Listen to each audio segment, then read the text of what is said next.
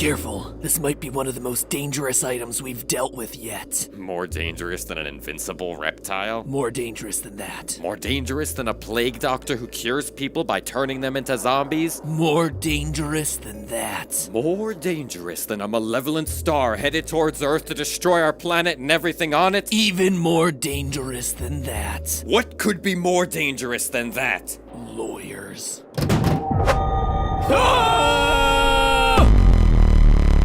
Hello, Internet! Welcome to Game Theory, the show that usually starts with a signature game theory cheesy joke, trademark. But today we're skipping all that and going straight to Matt Pat's serious time, trademark, to talk about what exactly a trademark actually means and why it's threatening a whole bunch of gamers, and maybe worse, a whole bunch of game developers, and even worse, the entirety of the internet. And like our very own James Bond mystery, this theory has taken us all the way up to the icy depths of Soviet Russia. Sorry, nope, not the 70s anymore, it just takes us to regular present-day Russian Federation. Now, if you haven't heard the story yet, well, it means that you don't watch Markiplier, considering he's been one of the only big voices bringing attention to the issue, which is a shame because it's a story that needs to get out there for the benefit of hundreds of creators and the people who love what they do. So that's my goal today, to catch you up on what's going on, give a deeper dive into all the legal stuff that Mark left out of his video, and ultimately spread the word about a horror story that's much more real, much more scary, much more dangerous than the bulk of SCP's library of fictional monsters. If you're unfamiliar, the SCP Foundation is a massive, collaborative, community-driven creative writing project that lives at scpwiki.net. It might not look flashy on the outside, but it's a place for writers of all kinds to catalog the fantastic and sometimes frightening entities that are captured by the fictional SCP Foundation, the letters SCP standing for Secure, Contain, and Protect, the mission of this fake organization. It's like a group of people who are collectively writing the book Fantastic Beasts and Where to Find Them, but instead of,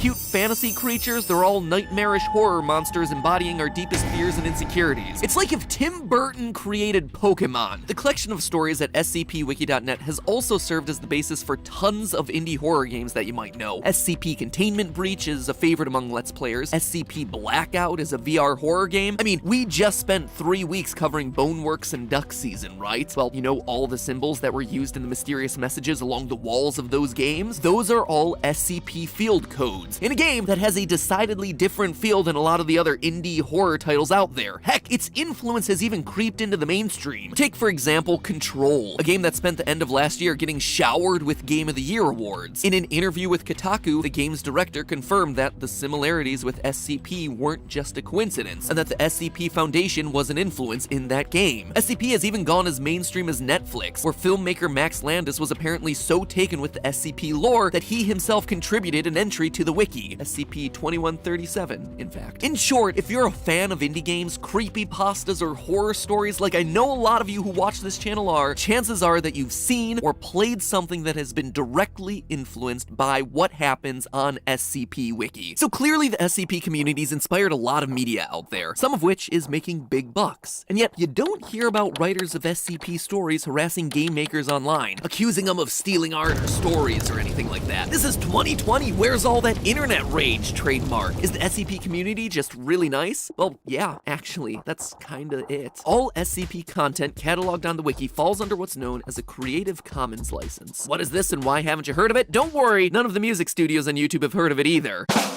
SCP's Creative Commons license says essentially this. 1. You are free to create and sell any works that you created based on SCP. That's how so many game developers and artists are able to create derivative works. You never have to pay a licensing fee. You can just pick up a character or a storyline and create something new with it. In order to use SCP stuff though, you also need to 2. Give proper attribution to the SCP wiki and to the author of the entry or entries that you're basing it on. So give credit to the original artist. And finally, 1, I mean technically it's 3, but according to my script, it's 1 because the bullet points got all off. It means I just have to read what's on the script, right? Can't fix the bullet points or anything like that. Like the SCP Wiki, you add the Creative Commons Attribution Share-alike 3.0 license, or CC BY-SA for short, to your own work. This essentially means that you're giving other people the ability to copy your work or create derivative works, provided that they give you proper attribution and distribute your work under the same license. Basically, this all amounts to a pay-it-forward creative mentality. Hey, you were inspired by my stuff and that is totally cool. Heck, you might have even made some money off of it. But now, just make sure that you let the next person be inspired by your work. Now, maybe it's not the perfect system for every instance, but it's worked for SCP since 2008, which is like a century in internet time. Recently, however, a guy over in Russia has been threatening the system using some odd tactics and has slowly been starting to extort legitimate SCP members. He's successfully managed to take down sellers of SCP merchandise in Russia. He's successfully taken down the official social media page for the SCP Foundation Wiki's Russian branch, and now he's moved on to the Russian section of the wiki itself, demanding the page be handed over to him so he can take it apart and use it to sell his own merch. Yikes, with selling tactics like that, even Jake Paul could take some lessons from this guy. Buy that merch. Now, how the heck is this happening? Is he just some kind of master internet pirate or some super hacker operating in secret? Turns out no. Turns out he's just a guy who understands Russian legal loopholes really well. Yeah, I know. I wish it were something cooler too. I see him burrowed in some bunker somewhere with one of those chunky hacker laptops, typing things really fast like they do in the movies. But no, he's literally just a bureaucrat, someone who's using the system to his advantage. Last year, he applied to the Eurasian Customs Union for both the trademark of the SCP Foundation logo and the name of it within Russia, even though he's not affiliated with it at all and didn't create either one of those. And somehow, he was granted the trademarks. According to SCP Master Admin John Beatty, quote, "These actions threaten not only the Russian wiki, but every SCP branch, writer, and fan around the world," end quote. So how does this happen? How did this guy manage to register the copyright for a massive community project that he had no hand in creating, and why would you trademark something that you can use for free anyway? Well, maybe the more basic question before getting into either of those is to make sure that everyone knows the difference between trademark and copyright. Copyright is protection of intellectual works, including books, plays, music, videos, illustrations. Pretty much anything that you can create and legally own is automatically covered by copyright. That drawing that you just posted to Twitter, copyrighted. That tour of what you keep in your refrigerator that you just uploaded to YouTube, copyrighted. Whatever this is, copyrighted. By the way, welcome back, Poods. I'm glad you're back. I don't know what the current memes are. Last episode, I literally used one of the skeleton memes because that's as hip and recent as I get. Cool thing about copyright, there's no need to go and register your work with some government office. You can, if you want, but you usually only do that if someone is infringing on your copyright and you're gonna go smack them down in court. Trademark, on the other hand, refers to branding. Not the words in the book or the songs in the album, just the name of the book on the cover or the band's logo that appears on the poster. Trademarks have to be specific to your brand and specific to your industry. McDonald's and the Golden Arches logo are obviously trademarked by McDonald's, but specific to the food category, right? So you could still be McDonald's the music label, or you could trademark McDonald's the book publishing company, for instance. The battle between the SCP Foundation and our Russian saboteur is over trademark and not copyright, which unfortunately makes it tougher to sort out. Even though the stuff that's trademarked is usually tiny, a logo, a catchphrase, compared to something like a whole book or a whole movie. In the case of copyright, most countries have agreements that respect the copyright of people in other countries. For instance, as of 2006, Russia agreed to comply with the Agreement on Trade-Related Aspects of Intellectual Property Rights, or TRIPS, for those of us who don't speak bureaucracy-ese. It's an international agreement to respect copyrights of anyone within the World Trade Organization countries. That said, countries like Russia and China infamously struggle to actually enforce the laws that they put in place around intellectual property, which is why you see a lot of those counterfeit iPhones coming out of China, and all of those Dolce and banana bags. These countries are just massive, and officials within them aren't always operating above board. GAN, a company that specializes in investigating businesses for any shady dealings, released a general report on Russian legal corruption in 2018. In their report, companies operating in Russia note that, quote, public procurement sector in Russia, you know, the ones that deal with business licenses and things like trademarks, carry high corruption risks. Bribes, kickbacks, and other irregular payments are often exchanged to obtain public contracts and licenses. Companies report favoritism in decisions of government officials, and public funds are frequently diverted due to corruption. End quote. Wow, that is like a 2-star Yelp review. And believe it or not, the other sectors of government that they report on actually rate worse. Seriously. So the SCP is already up against a pretty rough system from the start. Add to that the problem that trademarks are especially slippery when you cross country borders. They're territory specific, which means that your trademark usually only works in your country or continent. For example, you'll find no Burger King signs in Australia. That's because when Burger King expanded into Australia in the 1970s, they found that the trademark for Burger King had already been registered by an Australian company. So instead, they had to brand their Australian restaurants as Hungry Jack's. Sure, they can still advertise themselves as home of the Whopper. Whopper is trademarked as their burger. They just can't call themselves Burger King because someone had it in that territory first. Countries like China and Russia are strong first to file countries, which means that basically if you don't register your trademark trademark there first, they can legally sell your exact trademark, like your actual logo or name or whatever, to someone else. This appears to be what's happening in the case of SCP, but it's far from the first example. In 2002, a Russian company started under the name of Starbucks and was able to get the rights to the Starbucks trademark after persuading the Russian patent agency that the name should be auctioned off. And yes, this Russian firm also copyrighted the classic mermaid Starbucks logo, which they did not create. What ensued was a multi-year legal battle that finally came to an end in 2005 when the Seattle coffee chain finally convinced the Russian courts to uncancel the trademark that they had registered in 1997, reverting the sale that had allowed a Russian company to lay claim to their brand for 3 years. This also happens in countries like China all the time. A number of articles have surfaced over the last several years about how trademark theft is on the rise in China, but the best US lawyers can do for companies whose logos or names get ripped off is literally to tell them to try and buy back their own name and trademark from the company who stole it. It would be like Vsauce having to buy back the name Vsauce from some random person in Russia because he didn't think to preemptively register his name there, or it took him too long to use it. While to our sensibilities that might seem ridiculous, it actually is all totally legal in first-to-file countries. What's happening with SCP isn't necessarily breaking trademark laws. Selling that trademark to some random guy was potentially legal because, well, that's just the way that Russian law is set up. So, is that it? Just a really sucky ending for this group who's sharing their work with the whole world? Does the SCP have to somehow buy back their own trademark or be forced to operate under a totally separate name in Russia? Well, maybe not. While our Russian saboteur here may not get snagged on trademark issues in Russia, we've also been talking this whole time about copyright. You'll remember from the beginning that the entire SCP Wiki, all the spin-off games, the pages, the stories, the artwork, all of it is governed by the Creative Commons license, requiring that anyone who uses SCP materials, artworks, or related materials gives credit to the community and also allows others to use those same works under the same license. That said, our Russian saboteur has reportedly been using his trademark as a lever to take down SCP works from other authors and block merchandise sales containing SCP artwork. Admittedly, it's a bit hard to authenticate some of those claims because the sites themselves have been taken down, but if he's blocking the use of SCP art and related works, he's actually violating the Creative Commons license that the SCP Wiki was built on. Remember, he's allowed to sell SCP art himself, just like anyone else under the Creative Commons license, but if he's blocking other people's sale of that merch or publication of SCP materials, he's breaching the Creative Commons license. So in short, the TLDR here is he's not breaking trademark laws, he's breaking copyright laws. You can see how this case is pretty nuanced, but when you get down to the bottom of it, it's clear that there's a violation of legitimate SCP creators happening, if these reports are truly accurate. So what does this all mean if the SCP Foundation loses this battle? Well, for one thing, it means that the SCP Foundation, and everyone besides our Russian saboteur, loses the ability to use the SCP Foundation name and logo inside the Russian Federation. Note that the trademark only applies to Russia. Even with a Russian SCP trademark, there's nothing he can do to threaten the SCP Foundation outside of Russia. It also doesn't mean that our Russian saboteur can lay claim to the wiki itself because he has the SCP trademark but not the copyright over the content itself. At that point, the SCP could create their own separate Russian branch under a different name with a different logo, but let's hope it doesn't come down to it. But beyond SCP, there's actually a bigger issue happening here. This move sets a dangerous precedent for any Creative Commons work out there as long as this guy's able to block other creators in Russia. If someone can just take a piece of artwork that's currently under Creative Commons and trademark it, then that basically means Creative Commons provides no protection of that artwork. As soon as anything is created that has value, anyone can potentially lock it down by using that trademark loophole. So if this case isn't addressed properly, it seems to set up a kind of slippery slope that others can exploit for their own advantage. So the good news here is that you can go to court against trademark trolls and win, yes, even in Russia. The bad news is it's not easy. It takes time and, more importantly, money to pay the legal fees to defend that trademark, which is why it's so critical for SCP to be able to raise the funds to fight that legal battle. Luckily, it already looks like they have the funds that they need. The same community that came together to create an intricate and sprawling shared universe has also banded together to defend that shared universe against Russian trademark trolls. And I think that's the real story here. It can be easy to get upset about the world being full of selfish people people looking to cheat the system for their own good, but it's filled with a far greater number of people who are willing to come together to defend against the few bad apples who try to muck things up. It's a bummer that this thing had to happen, and in some ways it represents the worst parts of what we see online, but it's also revealed some of the best elements of being a part of an online community that's brought joy and entertainment to thousands of people. In the end, even if you're not an SCP member, this case is worth following and worth being educated about because Creative Commons licenses govern a lot of what you see on the websites that you use the most, including this one, so it's in our collective best interest to keep it as intact as possible. Fight on, SCP! I'm sorry that this time the thing that you have to secure, contain, and protect is your own right to exist. But hey, that's just a theory. A game theory! Thanks for watching.